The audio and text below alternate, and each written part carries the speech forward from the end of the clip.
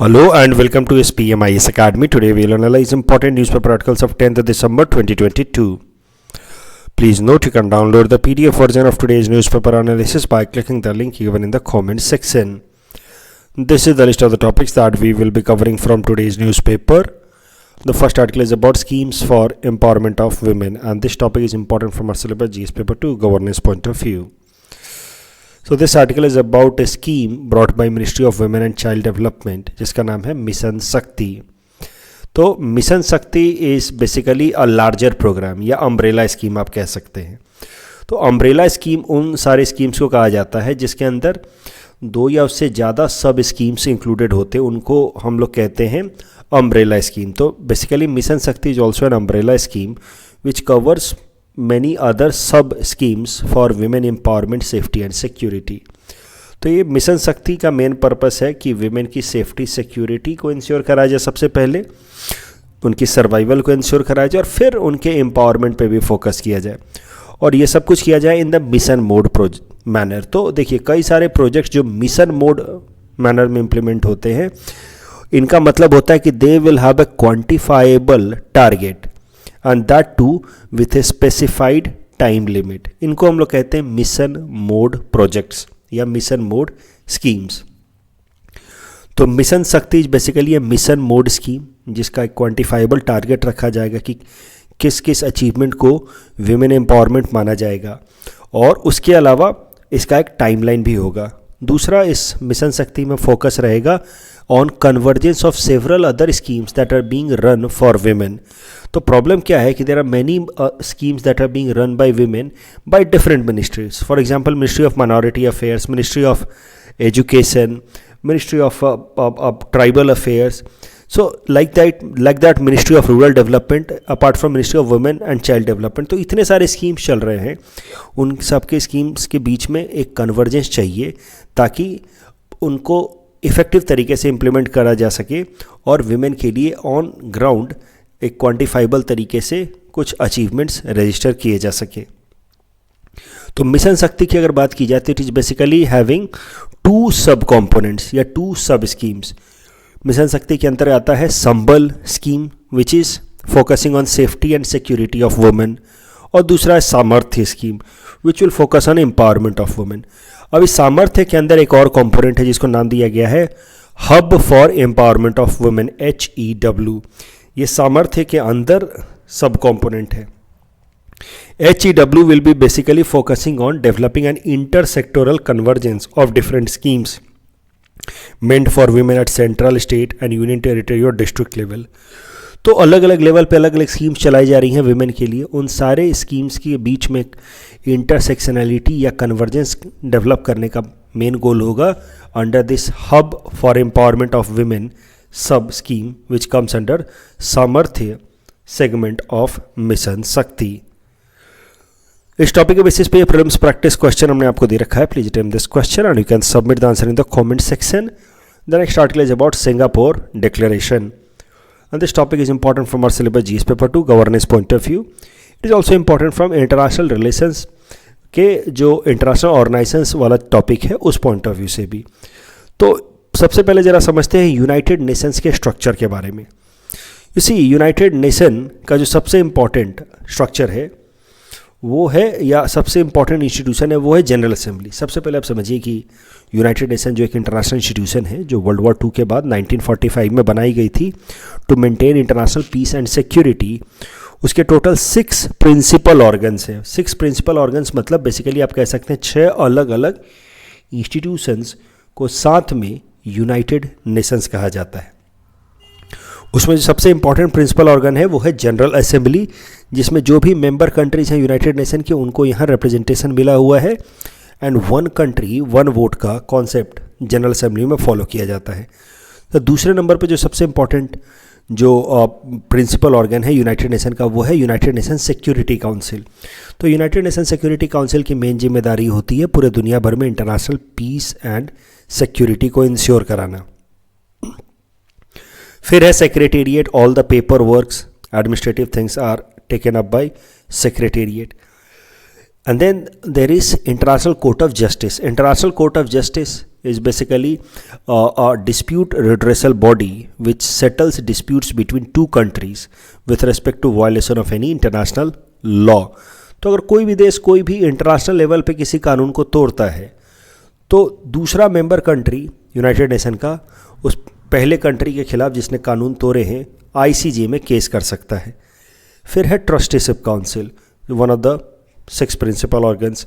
Trusteeship Council का main काम या जिम्मेदारी थी कि जो भी ऐसे कंट्रीज थे विच वर कोलोनाइज्ड, यानी कि किसी न किसी दूसरे देशों द्वारा गुलाम बनाए हुए थे, उन कोलोनाइज्ड कंट्रीज़ को धीरे धीरे वो पहले तो राइट टू सेल्फ डिटर्मिनेशन दिलवाए, यानी कि स्वतंत्रता दिलवाए, इंडिपेंडेंस दिलवाए, और फिर धीरे धीरे उनको अपने हिसाब से अपना एडमिनिस्ट्रेटिव सिस्टम डेवलप करने में, पॉलिटिकल सिस्टम, डेमोक्रेसी डेवलप करने में मदद करे. That was the purpose of trusteeship council.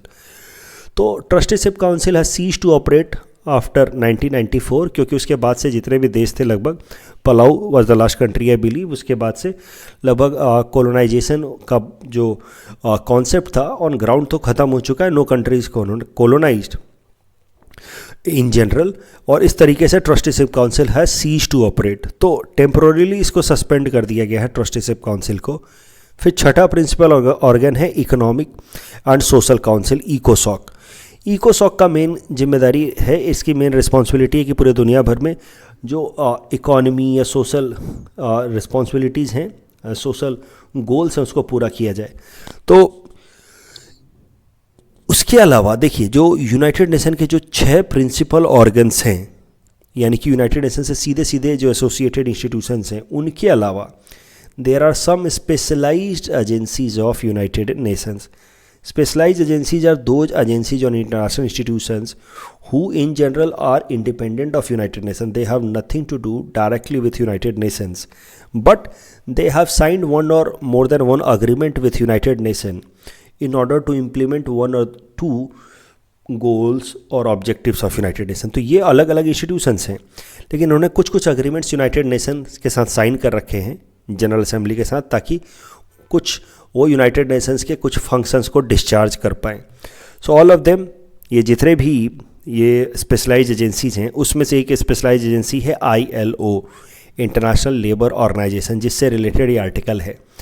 So most of them work in coordination with the Economic and social Council, principal organ of United Nation, जिसका main काम है दुनिया में जो इकोनॉमिक और सोशल गोल्स हैं उनको अचीव कराना. तो बात करते हैं इकोसॉक के बारे में, क्योंकि इकोसॉक इकोनॉमिक एंड सोशल काउंसिल वाला जो प्रिंसिपल ऑर्गन है, इसी के अंतर्गत सारे स्पेशलाइज्ड एजेंसीज काम करते हैं. इसी के कोऑर्डिनेशन में सारे के सारे स्पेशलाइज्ड एजेंसीज काम करते हैं. सो यूएन चार्टर की मदद से इकोनॉमिक सोशल काउंसिल बनाया गया था 1945, which is one of the 6 principal organs of United Nation. That is what I told you so far. The UN charter के हिसाब से Economic and social Council is responsible for promoting higher standards of living and social progress. तो ये जितने भी आप सुनते हैं वर्ल्ड हेरिटेज या नेचुरल हेरिटेज, उन सबको इकोनॉमिक सोशल काउंसिल के अंतर्गत ही यूनेस्को डिक्लेयर कराता है. आप देखिए यूनेस्को एक स्पेशलाइज्ड एजेंसी है यूनाइटेड नेशन का, तो यूनेस्को वर्ल्ड हेरिटेज साइट या नेचुरल हेरिटेज साइट इनको डिक्लेयर करता है UNESCO, and UNESCO acts in coordination with economic and social council.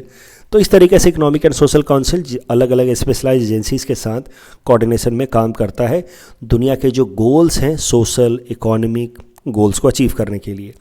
Economic social council के अंतर्गत कभी भी at any point of time there are 54 member countries who have got representation in Economic and social Council of United nation.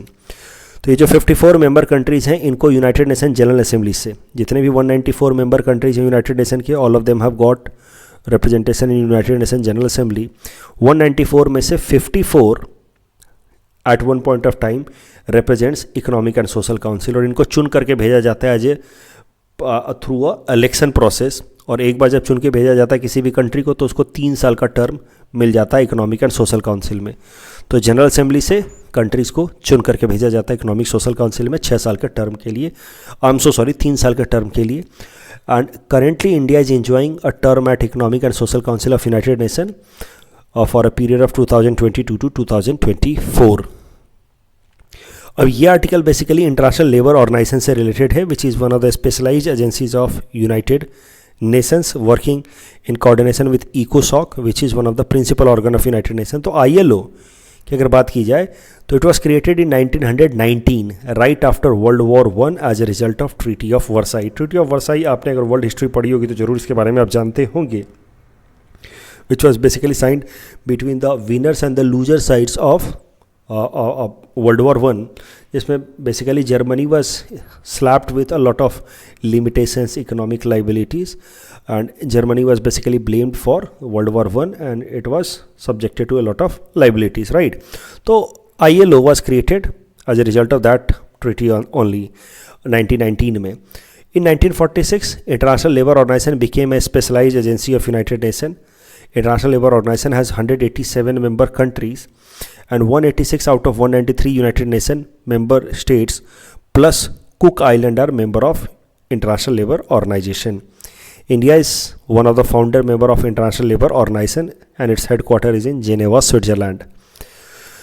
The current news is related to International Labour Organization itself. International Labour Organization की हाल फिलहाल में Asia Pacific regional meeting हुई to set 10-point priorities national agenda for dwindling wages, inflation and unemployment. तो ये जो meeting थी उसका title था, क्योंकि पैंडेमिक के बाद से जो लेबर मार्केट है उसमें बहुत सारी क्राइसिस लाइक सिनेरियोज देखे जा रहे हैं. जो वर्कर्स हैं उनका वेजेस कम हो रहा है, महंगाई उनको ज़्यादा फेस करनी पड़ रही है, अनएम्प्लॉयमेंट का प्रॉब्लम बढ़ रहा है. तो इंटरनेशनल लेबर ऑर्गेनाइजेशन जैसा नाम से आपको पता चल रहा है, it works for the welfare of the labours. तो इन सारे केसेस को ध्यान में रखते हुए, ड्विंडलिंग वेजेस, इन्फ्लेशन और अनएम्प्लॉयमेंट को ध्यान में रखते हुए, now International Labour Organisation has called a 17th Asia Pacific regional meeting. इतना डिटेल में आपको याद नहीं रखना है. और जहाँ पे वर्कर्स के इकोनॉमिक कंडीशन को इम्प्रूव करने के लिए एक रिजोल्यूशन अडॉप्ट किया गया है. तो in this meeting a resolution to address labor market challenges and finding solution to the crisis like pandemic, natural disaster and economic uncertainty was adopted. PT perspective से आपको याद रखना है कि इस रिजोल्यूशन का नाम है सिंगापुर डिक्लेरेशन. तो सिंगापुर डिक्लेरेशन आपसे सीधा सीधा प्रीलिम्स में पूछ लिया जाएगा. Recently seen in news is associated which of the following. Correct answer would be International Labour Organisation which is one of the specialised agencies of United Nations. तो Singapore Declaration में किन दो मुद्दों पे फोकस किया गया है? इनफैक्ट 3 की एरियाज हैं सिंगापुर डिक्लेरेशन के, उनको आपको याद रखना है. तो the first provision is that the governments across the world must strengthen their governance in order to ensure labor protection. तो लेबर के कई सारे राइट्स जैसे freedom of making association for collective bargaining जो होता है लेबर यूनियन में. Labour union इसीलिए तो बनाया जाता है कि वो एसोसिएशन बनाए ताकि वो कलेक्टिव तरीके से बार्गेनिंग कर पाएँ. तो जो पहला सिंगापुर डिक्लेरेशन में प्रोविज़न है वो ये है कि लेबर्स जो हैं उनको अपना एसोसिएशन बनाने का अधिकार मिलना चाहिए फॉर कलेक्टिव बार्गेनिंग. उसके अलावा राइट्स ऑफ माइग्रेंट वर्कर्स, खासकर माइग्रेंट वर्कर्स वो होते हैं जो एक देश से दूसरे जगह जाते हैं और वहाँ पे काम करते हैं. तो माइग्रेंट वर्कर्स की कंडीशंस इंप्रूव होनी चाहिए, प्रोटेक्शन ऑफ वेजेज होनी चाहिए, एक्सटेंशन ऑफ सोशल प्रोटेक्शन होना चाहिए, उनके जो सेफ्टी सिक्योरिटी का ध्यान देना चाहिए. तो हाल फिलहाल में जो राइट्स ऑफ माइग्रेंट वर्कर्स हैं हाल बहुत ज़्यादा न्यूज़ में थे, डिबेटेड हुए, mainly because of the FIFA World Cup that is right now going on in Qatar. वहाँ का जो खलीफा स्टेडियम है उसको प्रिपेयर करने में कई सारे वर्कर्स उनकी बेसिक ह्यूमन राइट्स का वायलेशन हुआ है. Many of them died on site only because of the poor safety equipments provided. तो इस कारण से जो माइग्रेंट वर्कर्स हैं उनके अधिकारों की चर्चा वापस से हुई है in this Singapore declaration. One of the main factor behind this debate was the casualties that happened in Qatar in the process of building the Khalifa Stadium where the FIFA World Cup is right now going on. दूसरा जो important area है वो है closing gender gap. तो India में तो खासकर ही problem है. 2-3 दिनों पहले भी मैंने आपको बताया कि female labour force participation rate काफ़ी कम है, 24-25% के आसपास है. इसका मतलब है कि जो वीमेन काम करने की एज में है 16 to 64 के, उसमें से सिर्फ 24% वीमेन ही एक्चुअली में काम कर रही है, विच इज़ वेरी लो. तो this is one problem not just in India, across the world. India में ये प्रॉब्लम ज़्यादा एक्यूट है कि मेल और फीमेल के बीच में जो इकोनॉमिक जो इंटाइटलमेंट है उसमें गैप्स बहुत ज़्यादा हैं.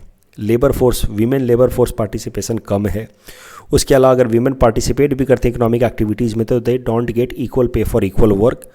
तो इस कारण से Singapore Declaration talks about addressing such issues and also it talks about promoting women to leadership issues.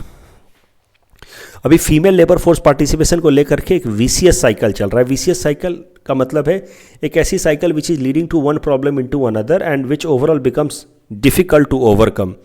For example, social discrimination के कारण वीमेन जो हैं वो इकोनॉमिक एक्टिविटीज़ में पार्टिसिपेट ना करके डोमेस्टिक वर्क में पार्टिसिपेट करती हैं। फिर यानी कि समाज में सोशल डिस्क्रिमिनेशन का क्या मतलब है कि वीमेन इन जनरल जब काम करती है तो उसको अच्छा नहीं माना जाता है, तो दैट इज सोशल डिस्क्रिमिनेशन। तो उस कारण से they prefer to work in domestic activities, घरों में रहना पसंद करती हैं हाउस वाइफ्स की तरह। तो इस कारण से जो वीमेन फिर ऑफिसेज में काम करती हैं या लेबर मार्केट में पार्टिसिपेट करती हैं, बेसिकली इकोनॉमिक एक्टिविटीज़ में पार्टिसिपेट करती हैं, उनको और ज़्यादा डिस्क्रिमिनेशन फेस करना पड़ता है, क्योंकि most of the women are engaged into domestic activities, तो it has led to a kind of stigmatization या bias कि women तो घर में काम करती हैं। So those women who prefer to work they face discrimination, और discrimination के कारण फिर होती है inequalities कि अरे why are you, मतलब it goes without saying, no one will say on the face, but एक तरह की inequality कि women are participating in the economic activities but this is not their core interest or this is not the core expectations of society from women, and that leads to inequality, and that inequality leads to social discrimination, that social discrimination again leading to more and more women in domestic work. Those who are left in the labor market they face discrimination. So this is the vicious cycle that is leading to gender gap between men and women in economic opportunities. That is what Singapore Declaration is asked to tackle for. And then the Singapore Declaration also talks about need to take urgent actions and effective measures to address allegations of serious violation of women rights.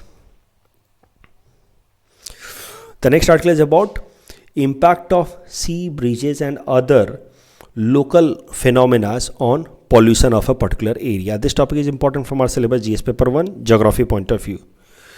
Briefly revise कर लेते हैं the concept of sea breach and land breach. तो आपको पता है कि कोई भी एरिया जो कोस्टल रीजन में है, यानी कि बेसिकली ओशन से अपना कोस्ट शेयर कर रहा है, वहाँ पे दिन के टाइम में सी ब्रीज बहती है, मतलब सी से आने वाली हवाएं होती हैं जो लैंड की तरफ आती हैं। और ऐसा क्यों होता है? क्योंकि दिन के टाइम में सनलाइट के कारण the land gets heated easier और ईजिली, क्योंकि वाटर का स्पेसिफिक हीट कैपेसिटी ज़्यादा होता है। इसका मतलब ये है कि वाटर को ना जल्दी गर्म किया जा सकता है, और अगर एक बार जल्दी गर्म हो जाए तो उसको जल्दी ठंडा भी नहीं किया जा सकता एज़ कम्पेयर टू लैंड। यानी कि दूसरे शब्दों में कहें तो land can be easily heated और ईजिली कूल्ड। तो इस कारण से दिन के टाइम में पानी ठंडा ही रहता है लेकिन ज़मीन गर्म हो जाती है, फ्लोर गर्म हो जाती है। और जब फ्लोर गर्म होती है, ये जो लैंड सरफेस है ये गर्म होती है, तो इसके ऊपर की हवाएं भी गर्म हो जाती हैं। जब हवाएं गर्म हो जाती हैं तो they start expanding, when they expand उनकी डेंसिटी कम हो जाती है, and when their density goes down the wind starts rising vertical fashion में। And when wind will start rising, क्योंकि हवा जब एक्सपैंड होगी बिकॉज ऑफ हीटिंग तो उसकी डेंसिटी कम होगी, तो नेचुरल सी बात है वो हल्की हवा ऊपर जाएगी। तो आसपास से, खासकर सी साइड से जहाँ पे हाई प्रेशर बना हुआ है because of sea surface becoming और रिमेनिंग कूलर, क्योंकि पानी ना जल्दी गर्म होता ना जल्दी ठंडा होता है, तो इस कारण से यहाँ पे जो हाई प्रेशर बना हुआ है वहाँ से हवाएं फिर जो यहाँ लो प्रेशर वाले रीजन में आएंगी, क्योंकि यहाँ पे एनीवे वैक्यूम क्रिएट हो रहा है बिकॉज ऑफ राइजिंग विंड या राइजिंग एयर। तो इस कारण से दिन के टाइम में बहती है सी ब्रीज, यानी कि सी से आने वाली लैंड की तरफ जाने वाली ब्रीज। और रात के टाइम में उल्टा हो जाता है, रात के टाइम में ज़मीन जल्दी ठंडी हो जाती है। तो ज़मीन जब जल्दी ठंडी हो जाती है तो यहाँ पे बन जाता है फिर cooler air. Cooler air leads to high pressure region, जबकि वाटर रिमेन्स रिलेटिवली वार्मर। और वाटर जब वार्मर है तो यहाँ पे अब रिलेटिवली बन गया है लो प्रेशर एरिया, और ज़मीन जल्दी ठंडी हो गई तो यहाँ पे बन गया हाई प्रेशर एरिया, क्योंकि जब ज़मीन ठंडी है तो इसके ऊपर की हवा भी ठंडी है, हवा ठंडी है तो कंडेंस्ड है तो डेंसिटी ज़्यादा है। So high pressure here, low pressure here, तो wind will start flowing from land to sea side. और इसीलिए रात के टाइम में उस कोस्टल एरियाज में बहती हैं लैंड ब्रिज, यानी कि लैंड से सी की तरफ जाने वाली ब्रिज। अब इसी आर्टिकल में डिस्कस किया गया है कि मुंबई के अंदर इन जनरल पॉल्यूशन लेवल काफ़ी कम क्यों रहता है एज़ कम्पेयर टू दिल्ली, जबकि दोनों ही जगहों पे बराबर लेवल का ट्रैफिक है या बराबर लेवल का इंडस्ट्रियलाइजेशन है, yet Mumbai has locational advantages. Mumbai जो है वो कोस्टल एरिया में है, जबकि दिल्ली जो है वो कॉन्टिनेंटल रीजन में, मतलब विद इन द लैंड है, और वो एडवांटेज है मुंबई के पास। तो मुंबई चूँकि कोस्टल एरिया में है, it gets lot of strong sea breeze during the day time, और ये सी ब्रीज जो है पॉल्यूशन को डिस्पर्स कर देता है। रात के टाइम में it gets lot of land breeze जो पॉल्यूशन को लेकर के ओशन की तरफ चला जाता है, and that is why Mumbai की जो हवाएं हैं दे रिमेन रिलेटिवली क्लीनर। उसके अलावा दिल्ली में एक और प्रॉब्लम है, दिल्ली चूँकि कॉन्टिनेंटल टाइप का है यानी कि लैंड के अंदर साइड में है, दिल्ली में बन जाता है टेम्परेचर इन्वर्जन का condition, specially during the winter time, इसीलिए वहाँ पे फॉग भी ज़्यादा बनता है। तो टेम्परेचर इन्वर्जन का कॉन्सेप्ट आपने अपने बेसिक ज्योग्राफी क्लासेस में ज़रूर पढ़ रखा होगा, मैं यहाँ पे थोड़ा सा रिवाइज करा देता हूँ। नॉर्मली होता क्या है कि when you move away from the land surface the air starts getting cooler, क्योंकि the main source of heating of the air is the land itself, right. क्योंकि जो सन आते हैं सन रेज, उससे लैंड सरफेस गर्म होता है, और लैंड सरफेस से आने वाली रेडिएशन जो है that is the main source of heating of the air. इसीलिए आप ज़मीन के जितना नज़दीक होंगे वहाँ पे उतनी गर्मी होगी, जैसे जैसे आप ऊपर जाते जाएंगे यानी कि ऑल्टीट्यूड बढ़ता जाएगा, आप हिली एरियाज़ में जाते जाएंगे, आपको सर्दी लगेगी। क्यों? क्योंकि जैसे जैसे आप ऊपर उठते हैं, लैंड से ऊपर जाते हैं, तो टेम्परेचर गिरता है। This is a normal curve that you expect. लेकिन होता क्या है कॉन्टिनेंटल रीजन में, सर्दी के दिनों में खासकर से दिल्ली का एरिया है मान लीजिए, तो रात का टाइम है, तो होगा क्या कि ज़मीन इतनी ठंडी हो जाएगी रात को, क्योंकि लंबी रात होती है सर्दियों के दिनों में, 14-15 घंटे की रात है, तो सुबह 4-5 बजे तक ज़मीन इतनी ठंडी हो जाएगी कि उसके ऊपर की जो हवा है वो बहुत ज़्यादा ठंडी हो जाएगी, और फिर एक बीच में पतला सा लेयर होगा हवा का जो रिलेटिवली वार्म होगा, फिर उसके ऊपर ठंडी हवा होगी। So this phenomena is known as temperature inversion. Temperature inversion को मैं एक बार ब्रीफली बता देता हूँ, सिंपल तरीके से डिफाइन कर देता हूँ कि नॉर्मल टाइम में व्हाट यू एक्सपेक्ट कि as you move up the temperature should decrease in the air, लेकिन टेम्परेचर इन्वर्जन वो फिनोमेना होता है जहाँ पे आप जब ऊपर जाते हैं तो बीच में एक जोन ऐसा मिलता है जहाँ पे टेम्परेचर घटने के बजाय या तो कांस्टेंट हो जाता है, नहीं तो बढ़ने लगता है। वैसे लेयर को आप कहते हैं कि यहाँ पे टेम्परेचर इन्वर्जन का कंडीशन बना हुआ है, और टेम्परेचर इन्वर्जन जहाँ कंडीशंस बना रहते हैं वहाँ पे कैसा है कि वर्टिकल विंड्स नहीं होती हैं, क्योंकि ये एक कवर की तरह काम करता है, मास्क की तरह काम करता है। वर्टिकल विंड होने के लिए ज़रूरी है कि ऊपर की हवाएं जो हैं धीरे धीरे ठंडी होती जाए। तो टेम्परेचर इन्वर्जन के कारण वर्टिकल विंड्स होती नहीं है, तो हवाएं ट्रैप हो जाती हैं, जिस कारण से दिल्ली में जब सर्दी की रातों में टेम्परेचर इन्वर्जन का कंडीशन बनता है तो नीचे से जो पॉल्यूशन वाली जो ये रिलीज़ हैं, पॉल्यूशंस जो हैं, वो फिर उसी एरिया में ट्रैप होकर के रह जाते हैं, जिस कारण से दिल्ली के अंदर पॉल्यूशन का प्रॉब्लम ज़्यादा देखा जाता है। ये आर्टिकल हम हाल फिलहाल में क्यों कवर कर रहे हैं? क्योंकि नॉर्मली जैसा कि मैंने आपको बताया कि Mumbai has locational advantage and its pollution level is in general low, लेकिन पिछले 5-6 दिनों से मुंबई के अंदर भी पॉल्यूशन लेवल काफ़ी हाई है। वहाँ का एयर क्वालिटी इंडेक्स, सफ़र में एयर क्वालिटी का index, I hope you know the SAFAR का meaning, I have discussed in the newspaper analysis, it is a way of measuring the air quality in a particular region. तो वहाँ पे air quality index लगातार 300 unit से ज़्यादा बना हुआ है, मतलब पुअर, वेरी पुअर रेंज में चल रहा है। ये फिनोमेना मुंबई के लिए अनयूजुअल है, दिल्ली में तो ये नॉर्मल है, वहाँ तो एयर क्वालिटी अगर 300 हो तो ठीक ही ठाक माना जाएगा, वहाँ तो कई बार 1000 तक पहुँच जाता है। बट मुंबई के लिए air quality index greater than 300 is very unusual, क्योंकि वहाँ का इतना ज़्यादा पॉल्यूशन कभी होता नहीं है। लेकिन जो ज्योग्राफी के एक्सपर्ट्स हैं वो इसके पीछे कारण बता रहे हैं, lot of construction activities going on in Mumbai and areas around. दूसरा है La Nina phenomena which has been created for last 2 to 3 years. तो La Nina and El Nino which are interrelated concepts in geography, इसको मैंने detail में discuss कर रखा है in my newspaper analysis of 16 April 2020, आप उनको जाकर के देख सकते हैं। ला नीना फिनोमेना का कारण बताया जा रहा है behind high pollution level in Mumbai these days. ये जो टॉपिक मैंने डिस्कस किया है कि मुंबई में क्यों पॉल्यूशन लेवल कम रहता है, दिल्ली में ज़्यादा रहता है despite having same level of traffic as well as industrial development, ये सवाल यूपीएससी ने मेंस में पूछा था इन ईयर 2015। तो ये वो सवाल है, इसको मैंने अच्छे तरीके से डिस्कस कर दिया है। जो भी पॉइंट्स चाहिए प्लीज़ अटेम्प्ट दिस क्वेश्चन। और इसी टॉपिक पे ये प्रीलिम्स प्रैक्टिस क्वेश्चन भी हमने आपको दे रखा है. Please attempt this question and you can submit the answer in the comment section. The next article is about India's first under water rail road tunnel. This topic is important for our syllabus GS paper 5 Assam issues point of view. तो देखिए, road and railway ministries in fact Border Road Organisation के साथ मिलकर के India का पहला under water rail cum road tunnel बना रहे हैं अंडर ब्रह्मपुत्रा रिवर. तो वैसे तो अंडर वाटर रोड टनल है हमारे देश में, लेकिन पहला under water road and rail tunnel बनाया जा रहा है. यानी कि इसमें बेसिकली 3 इस तरह के टनल्स होंगे, जिसमें से एक ट्रेन के लिए इस्तेमाल किया जाएगा, बाकी 2 रोड टनल्स होंगे. इसका टोटल प्रोजेक्ट कॉस्ट है लगभग 7,000 करोड़ का and it will be connecting Sila Ghat in the south bank of Brahmaputra with Dhalaibil railway station on the north bank. तो बेसिकली ये कालियाबोर टी स्टेट सीला घाट को कनेक्ट करेगा Panchgaon in Jamugiri. Total 3 tunnel हैं, 2 unidirectional for vehicle and 1 for train. इसकी length लगभग 9.8 kilometre की है and approximated cost मैंने आपको बताया 7,000 करोड़.